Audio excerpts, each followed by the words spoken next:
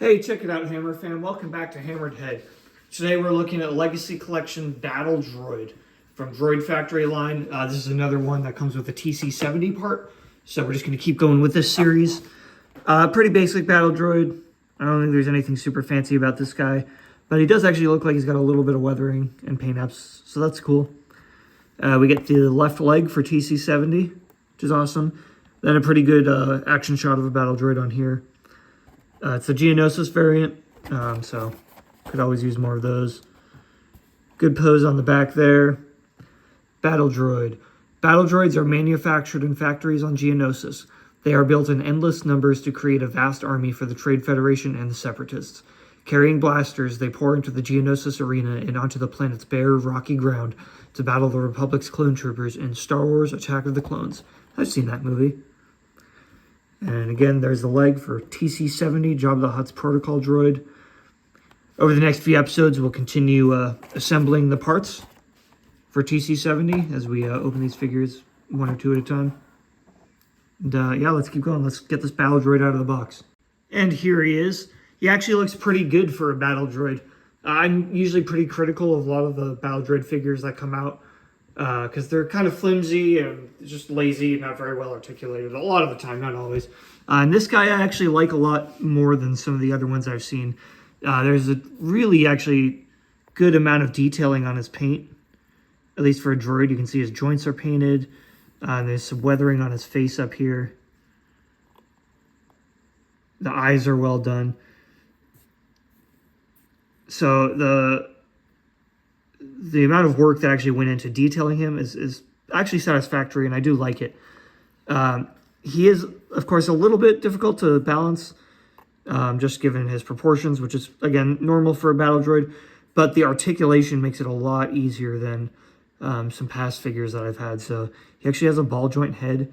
His neck can, for some reason, there you go. Yeah, his neck can push all the way down into his head if you wanted to like have him go into storage mode or something. And I think he looks kind of funny there. And then yeah, I'll just pop that all the way back up. Then everything else is just swivel. So he's got swivel shoulders, elbows, hips, knees, and he actually has swivel ankles too. So it is a little bit easier to balance him because you do have a few different options with the articulation. Unfortunately, because it is swivel and there's no balls in the arms or anything, you can't hold the blaster with two hands, which is just becoming a growing frustration with battle droids. But the backpack he comes with is pretty cool. Again, it's sculpted well, and it does have a little bit of paint apps on the antenna.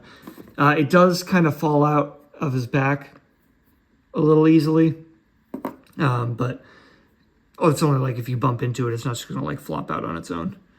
And we do get an extra antenna set, which again is sculpted very, very nicely. It does have a little painting on it.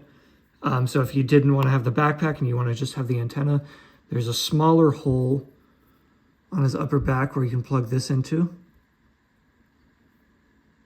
There you go. Now he's in like the, I don't even know what variant this would be. I guess the lighter version. Yeah, so you got options on how to display him. And if I didn't mention it before, the blaster he comes with, it's pretty standard, but his hand is sculpted well to grip it actually pretty firmly. So it's a little loose in there, but as far as battle droids go, he's got a pretty solid grasp on it. So I can't complain.